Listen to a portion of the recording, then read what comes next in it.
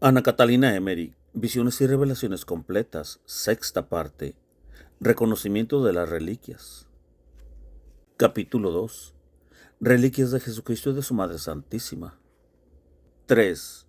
La preciosísima sangre. La sangre preciosísima de que he hablado fue conservada al principio bajo una arcada subterránea. Era un espacio oscuro, al cual se llegaba solo pasando bajo muchos otros arcos y bóvedas. Bajo una de estas bóvedas veía yo plantas y arbustos y provisiones. En el invierno llevaban allí árboles floridos.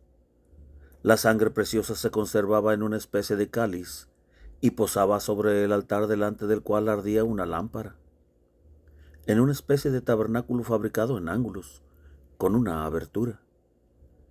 A aquellos esposos los he visto adentro, a menudo entregados a la oración.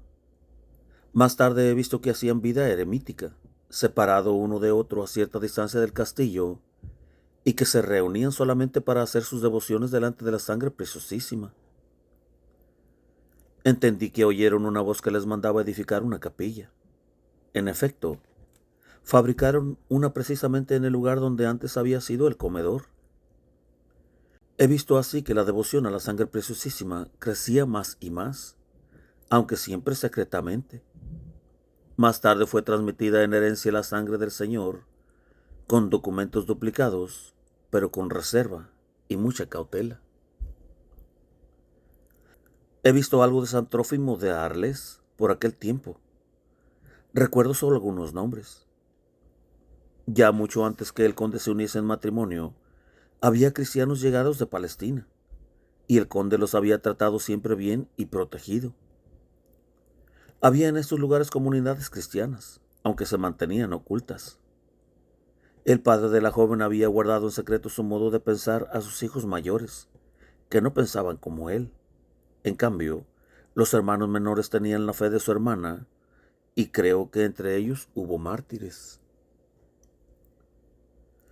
El 11 de julio volvió a decir Ana Catalina: pensaba en la sangre del Señor y dirigí una mirada hacia el altar existente en el castillo de la condesa. He visto a esta persona cuando era niña en la casa de su padre, en la isla de Creta, y luego durante su demora con el conde en la ciudad de Roma. Allí mismo he visto a San Moisés, niño, cuando llevaba toda clase de consuelos, alimentos y ayuda para los enfermos y prisioneros cristianos. He visto al conde y a la condesa en Roma, en lugares subterráneos con otros cristianos y con los sacerdotes, leyendo los manuscritos a la luz de las lámparas. Parecía que eran instruidos secretamente en la fe. En aquel tiempo fueron bautizadas muchas personas distinguidas. No había entonces una persecución pública, pero el que era sorprendido como cristiano estaba perdido. De tiempo atrás habían venido de Palestina ciertos cristianos que se establecieron cerca del conde, quien mantenía relación con ellos. Al principio no tenían la misa y practicaban en común la oración y la lectura de los libros sagrados. Más tarde venía cada 6 meses un ermitaño, luego un sacerdote de Nimes, que celebraban la misa. Esto sucedía en aquel tiempo en que podían llevar y conservar consigo la Santa Eucaristía. Cuando el conde y la condesa se separaron para vivir como ermitaños, tenían ya hijos adultos, 2 hijos y una hija. Sus ermitas estaban a distancia de media hora de camino una de otra y del castillo, siempre dentro de los términos de sus posesiones. Para llegar tenían que pasar sobre un puente tendido sobre un río. Tenían una especie de edificios pequeños construidos con bóvedas. En torno había muchos cristianos que vivían en la misma forma. Se prestaban ayuda unos a otros, y por fin se levantó allí un convento. No murieron allí ni fueron martirizados, porque al levantarse la persecución se refugiaron en otro lugar. El 15 de julio indicó una reliquia perteneciente al Papa Anacleto. Dijo que era el quinto Papa, sucesor de Clemente y mártir. Al mismo tiempo se refirió nuevamente a la preciosa sangre dando las siguientes noticias. El sacerdote que extrajo de la piedra la preciosísima sangre fue el santo obispo Narciso. Era de la estirpe de los Reyes Magos. con los cuales sus antepasados habían venido a la Palestina. Apareció una gran luz cuando por la noche excavó en el huerto de los olivos. Estaba presente aquella virgen princesa de la cual he hablado antes. Narciso estaba vestido al modo de los apóstoles.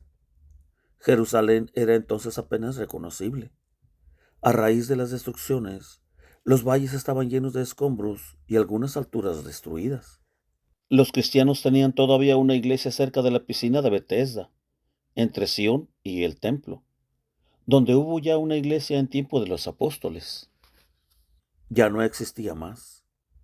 Habitaban en cabañas y aunque los lugares estaban fuera de la ciudad, pagaban un tributo para poder entrar en la iglesia.